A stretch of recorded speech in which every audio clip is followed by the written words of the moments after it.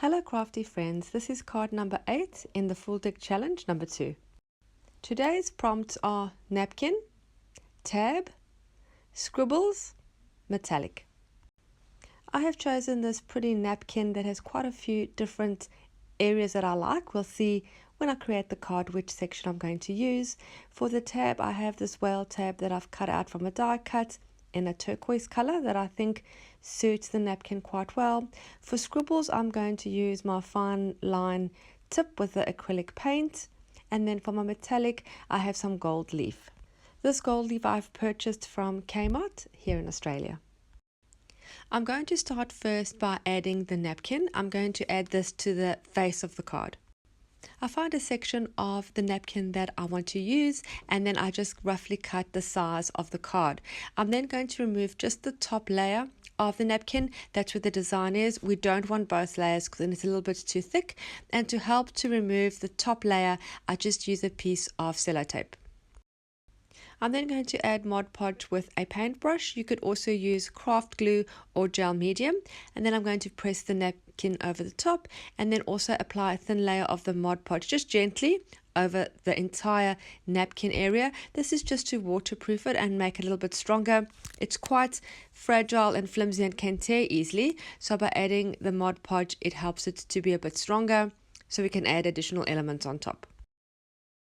Once it's all dry, just trim off the excess napkin. You can tear it if you prefer. I'm just going to use a scissors and cut it neatly on the edge. Some of the corners haven't stuck quite well, so I'm just going to put another little drop of Mod Podge just to secure the corners down.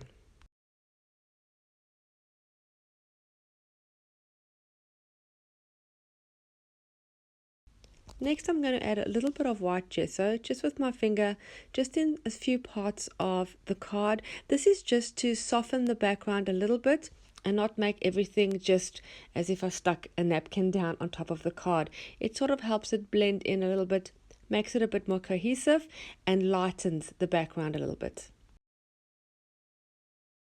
Once the gesso is dry, I'm going to add my metallic element. I'm using the gold leaf. You can use any kind of metallic element that you have in your craft room. I'm going to add mine with glue stick, and originally I was going to use the copper tone one, but then I thought it didn't really suit the background very well, so I've gone with the yellow gold. And I just take little pieces and press it down onto the wet glue stick. If you've ever used the edible gold leaf on a cake, that is super flimsy and very difficult to work with. This is a lot more manageable. You can join the full deck challenge at any time. This is full deck challenge number 2. The full deck challenge number 1 is also still available for you to view and to be inspired by. I will put all the links in the description below. If you're on Facebook, please join my group. Just search full deck challenge group. I would also really love if you subscribed to my channel. I have lots of tutorials, art journaling, junk journals, ephemera making, and of course this is the home of the full deck challenge. So hit the subscribe button and also hit the little bell so you're notified every time I upload new content. Originally I was going to use the turquoise whale tail tab that I had die cut, but I felt it didn't really suit the rest of the card. I needed something a little bit more rustic, and just lying on my desk I had this offcut from another project that I had. It's a dictionary meaning that's been torn, and there's some turquoise paint splat on it. It was just really randomly just sitting on my desk, and I pulled it onto the card and I thought it looked much better, so I'm going to add that as my tab.